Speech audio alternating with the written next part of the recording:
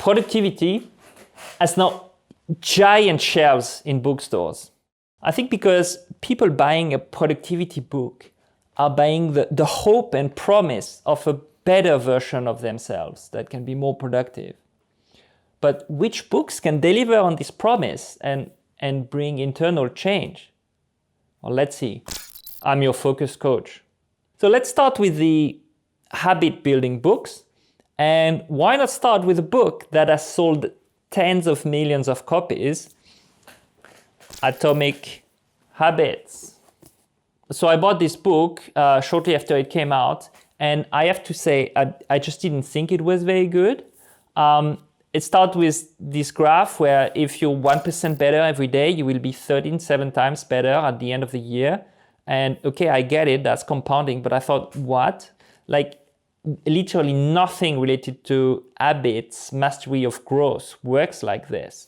It's also written like with this template that you see absolutely everywhere, which I find unbearable. It's like you've got a little illustrative anecdote and then a technique. Somehow this book feels like a lot has been duct taped together. It's interesting to understand the virality of this book. I mean, it does have excellent points, kind of interesting one-liners and some okay graphs. I guess the presentation is good and there is repetition which really hammers the points home. To me, the proof is in the pudding.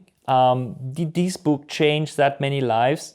I've actually not met that many people for whom the book was impactful, right? So, well, there must be plenty because the book has sold literally tens of millions. But let me know in the comments if this book has, if you've implemented the technique and it's changed your life or not. So I will place it in tier meh. If you're a fan of this book, this isn't an attack on your taste. I am so happy that this book, was impactful to you and changed your life. I'm just not sure on the actual hit rate. Tiny Habits. So this book has been published around the same time as Atomic Habits, and Atomic Habits was written by a writer, and Tiny Habits was written by an expert researcher on habits. And the irony is like it's a lot better written.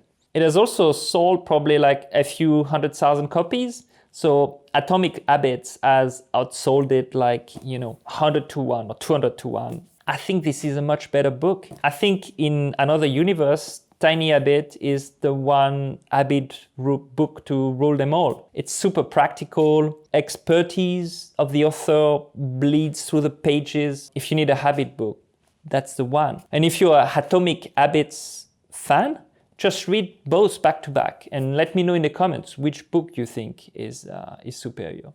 So to me, this book goes to tier excellent.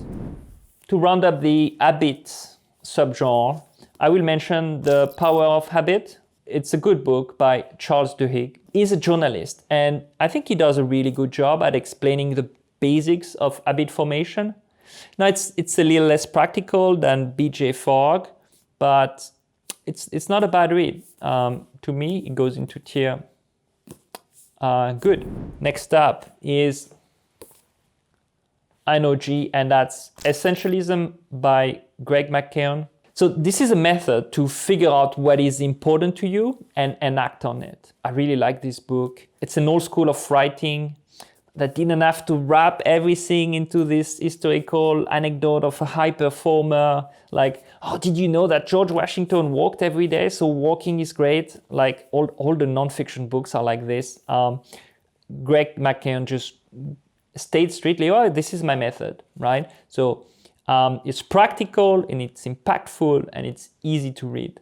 I think if you want to make a difference to your life, just get this book. Tier. Excellent. Okay, now Cal Newport's Deep Work. I think it's a topical book for our times. I think for the whole of human history, all work was deep work. But I think with the rise of the so-called bullshit jobs, the so-called shallow work is swamping everyone, and that's a problem, right? So I do like this book, but depending on your occupation, it might be just running into open doors. So a tier will be, I think, good if you're a disengaged office worker. Otherwise, meh. And that brings us to another one of Cal's book, Slow Productivity by Cal Newport. Unfortunately, he started writing like everyone else, using historical anecdotes before making a point. And I'm sorry, I can't unsee it. It is so tedious. What the book says is like, about obsessing over quality, not rushing your important work, are just painfully obvious. It's an indictment of our times that such a book is needed and valuable, right?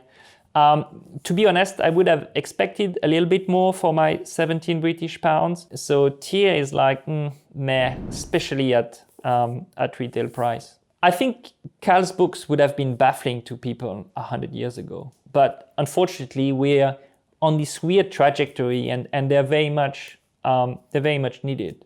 Okay, so next is Hyperfocus by Chris Bailey. This is a good book. Goes to the point straight away. Now, I do have my own frameworks and tools that are different to what he talks about regarding like attention, and that's the aim of my channel, to bring you my point of view. But I totally endorse reading this book. I think it's practical and impactful. It's an easy buy for about $10 US. So it's easy to pick up from a bookstore, or pick it up from an airport bookstore over Atomic Habits any time of the day. Tier is excellent. Okay, next up we've got The Practice of Groundedness by Brad Stulberg. So I do like the book. I do like Brad's approach. I think the book suffers that there's just a lot to it. I think it's a byproduct that Brad is a professional in this wellness productivity space. So he knows a lot of techniques and he wants to put a lot of these techniques in the book. And I think, in my opinion, when you put too much in the book, it just dilutes your message and makes it weaker. So it's kind of a fine line to thread. I still recommend the book and I say, tier, good. And now I will add my own favorite productivity book, which is I've Got Time by Paul Lumens. It's a reprint of his book that was called before Time Surfing, so you can see it as Time Surfing or as I've Got Time. I find this changing of title so confusing because the method inside the book is still called Time Surfing. So Paul is a Zen practitioner, and I really love the book because it's practical and it focuses on doing things with a well-being aspect, right? I think time surfing is both powerful and easy to implement. And I've made a full review of time surfing, so check out that video. Tier, excellent. Let me know in the comments if I've missed out on your favorite productivity book. I kind of feel I've read enough of them for a lifetime. I'll stick with, Paul Lumens as, in my go-to day-to-day practice. And if you did like this productivity tier list, I also have a tier list on mastery books. So check out that video.